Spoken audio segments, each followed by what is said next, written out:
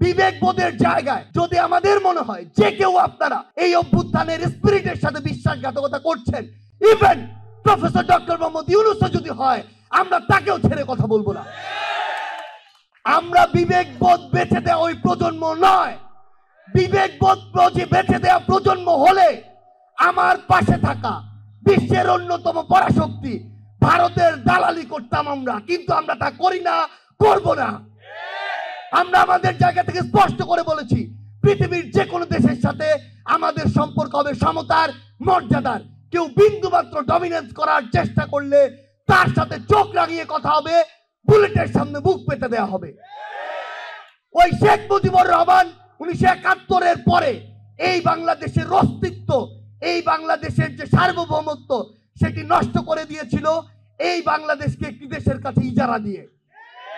এই বাংলাদেশের সংবিধান একটি দেশের সংবিধান, তাদের ইচ্ছা মতো এই বাংলাদেশের সংবিধান করে, এই বাংলাদেশের সামগ্রিক কাঠামো তাদের ইচ্ছা মতো করে।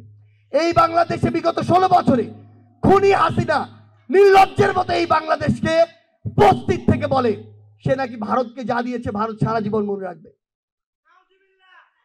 আমরা শুধু ভারতকে একটি জিনিস বলে দিতে চাই, আপনাদের সাথে আমাদের সম্পর্ক কি হবে সেটা আপনারা আপনাদের কাজের মাধ্যমে নির্ধারণ করবেন। যেই খুনি হাসিনা এতগুলো মানুষকে খুন করে এই বাংলাদেশ থেকে পালিয়ে গিয়েছে, যেই খুনি হাসিনা বাংলাদেশের মানুষের দ্বারা এই দেশ থেকে তাড়িত হয়েছে, সেই খুনি হাসিনাকে আপনারা আশ্রয় দিয়েছেন। যদি এই বাংলাদেশের সাথে আপনাদের সম্পর্ক স্থাপন করতে চান, খুনি হাসিনাকে বাংলাদেশে ফিরিয়ে দিন। খুনি হাসিনার বিচার এই বাংলাদেশের মানুষ করবে। আমরা শুধু আমাদের জায়গা থেকে আপনাদেরকে একটি কথাই বলি, অসংখ্য চক্রান্ত হচ্ছে, হবে। আমাদের যে ভাইরা আমাদের কথায় জীবন দিয়েছে, রক্ত দিয়েছে, ওই একই কাতারে আমরাও ছিলাম, সৌভাগ্যক্রমে বেঁচে গিয়েছি।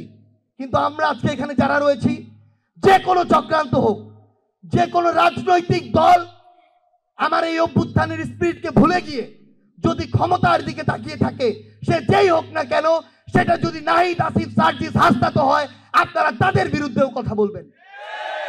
এই বাংলাদেশে আর যেন ক্ষমতা কোনো পিপাসু, কোনো নরপিশাচের জায়গা না হয়, কোনো ফ্যাসিস্টের জায়গা না হয়, এমন কারো জায়গা না হয় যে এই দেশের মানুষের নামে শপথ নিয়ে কোনো একটি দলের দালালি করবে। আমরা আপনাদেরকে শুধু একটি অনুরোধই করি, জুলাই শহীদ স্মৃতি ফাউন্ডেশন তাদের জায়গা থেকে যতদিন এই বাংলাদেশ আছে, যতদিন আপনারা আছেন, সর্বোচ্চটুকু দিয়ে আপনাদের পাশে থাকার চেষ্টা করবে। আজকের এই পদক্ষেপ শুধু শুরু। আমরা আপনাদের সন্তান, আমরা আপনাদের ভাই, আমরা আপনাদের পরিবারের অংশ। যে কোনো সময়, যে কোনো মুহূর্তে আমাদের সাথে দয়া করে, সন্তান মনে করে, ভাই মনে করে যোগাযোগ করবেন। আমরা যে কোনো কিছুর বিনিময়ে আপনাদের পাশে দাঁড়াতে সবসময় প্রস্তুত থাকবো।